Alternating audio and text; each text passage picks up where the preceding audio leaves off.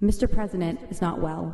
He can't seem to stop pacing, even at night, walking the same methodical path across the diagonal of this room.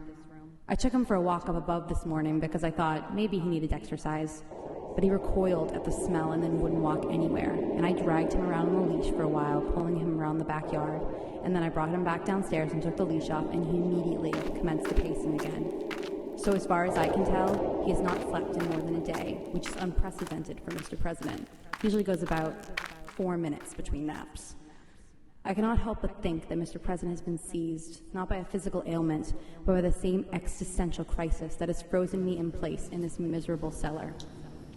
Perhaps he has begun to contemplate his ultimate concern, pacing back and forth, thinking to himself, "It can't be to continue my species since I have no balls, having had them cut out of me when I was but a child." Pace.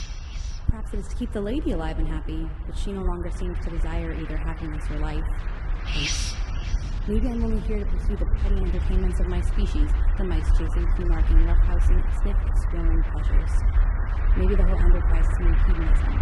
But if so, the pleasures are never worth the pains. Pace.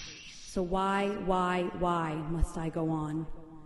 I will admit that it's unlikely, but Mr. President is the closest thing I have seen in weeks to a sentient being, and so I cannot rule it out.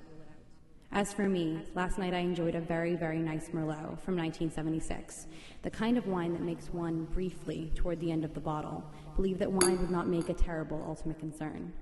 Which meant, of course, that I awoke this morning with a headache which is not entirely dissipated.